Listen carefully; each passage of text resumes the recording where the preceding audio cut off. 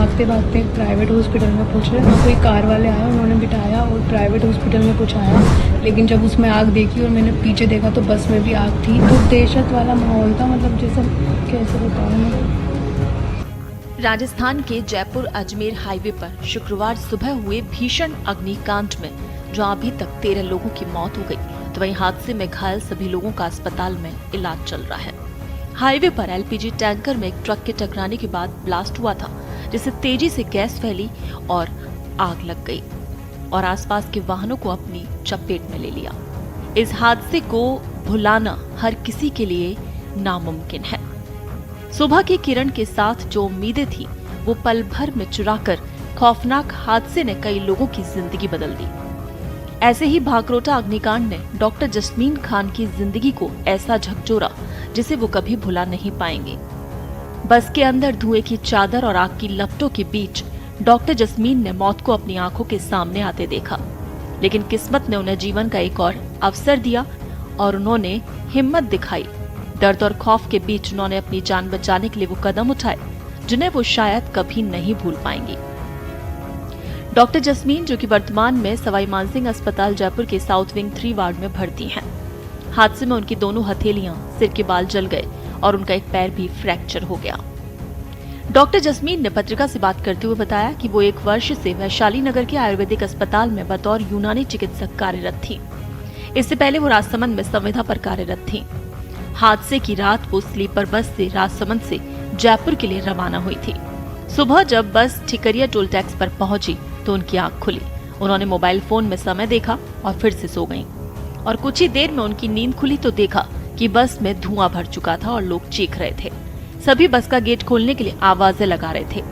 ये देखकर doctor jasmine ने खिड़की का कांच तोड़ा और बाहर कूद पड़ी। इस दौरान उनका पैर फ्रैक्चर हो गया।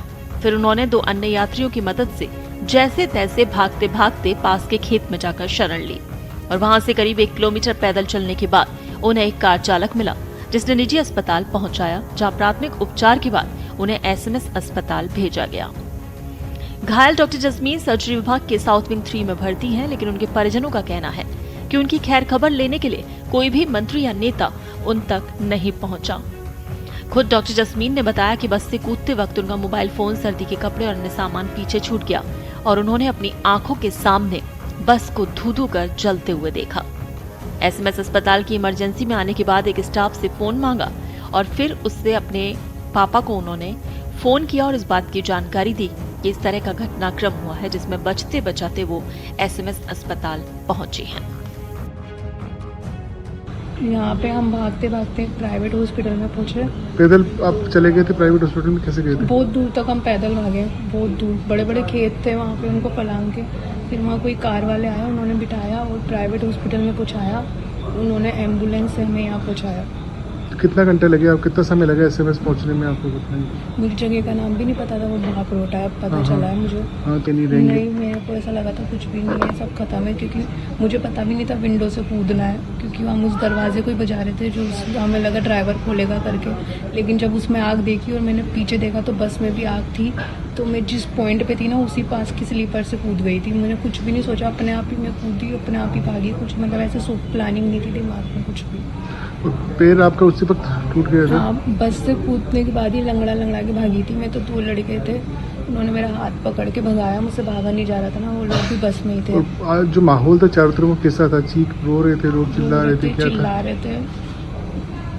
मतलब हाँ, वो एक अंकल थे, वो तो पूरे जल गए थे, खेत में लेट गए थे, उनकी पूरी खाल उतर गई थी, पैरों की, सबकी। मतलब बहुत बुरी स्थिति थी ना। वो दहशत वाला माहौल था, मतलब जैसा कैसे बताऊँ मैं।